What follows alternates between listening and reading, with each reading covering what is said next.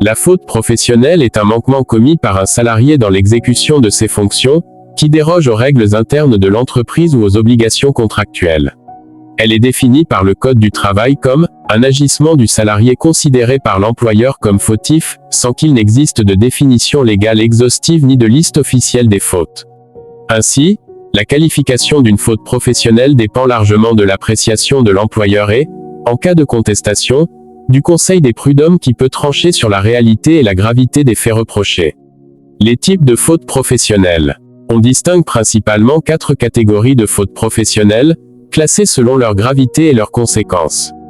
1. La faute légère. Elle correspond à un comportement inapproprié ou une erreur sans conséquences sérieuses sur l'entreprise.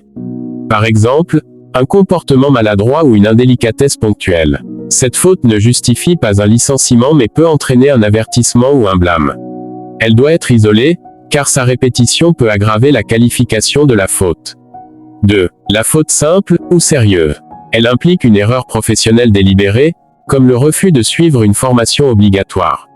Cette faute peut justifier un licenciement pour cause réelle et sérieuse, avec maintien des indemnités de licenciement, de préavis et de congés payés. Elle est plus grave que la faute légère mais ne justifie pas une rupture immédiate du contrat.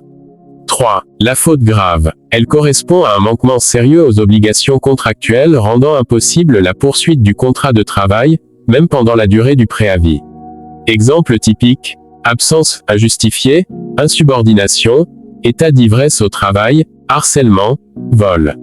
Le licenciement pour faute grave entraîne une rupture immédiate du contrat sans préavis ni indemnité de licenciement, mais avec paiement des congés payés acquis.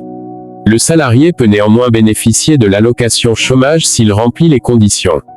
4. La faute lourde. C'est la forme la plus sévère, caractérisée par une intention de nuire à l'employeur. Elle concerne des actes tels que la concurrence déloyale, le vol, le harcèlement grave, ou l'abus du droit de grève. Elle entraîne un licenciement immédiat sans préavis ni indemnité, sauf celle liée aux congés payés. La charge de la preuve de l'intention de nuire incombe à l'employeur. Conséquences des fautes professionnelles. Les conséquences varient selon la nature et la gravité de la faute.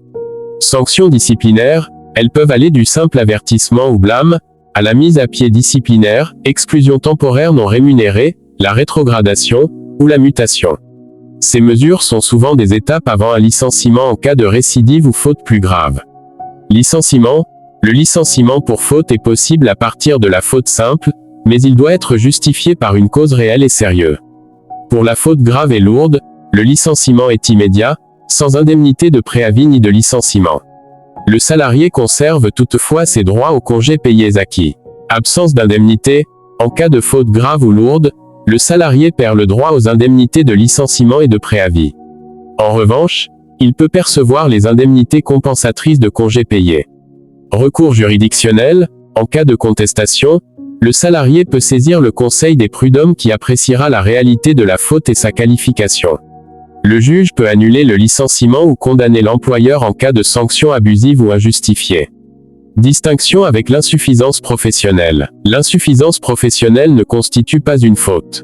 Il s'agit d'une incompétence ou d'une inadéquation du salarié au poste, sans intention fautive. Le licenciement pour insuffisance professionnelle suit une procédure spécifique et ouvre droit aux indemnités habituelles de licenciement, contrairement à la faute grave ou lourde. En résumé, les fautes professionnelles englobent un large spectre d'agissements, de la simple erreur au comportement délibérément nuisible. Leur qualification conditionne les sanctions possibles, allant de l'avertissement au licenciement immédiat sans indemnité.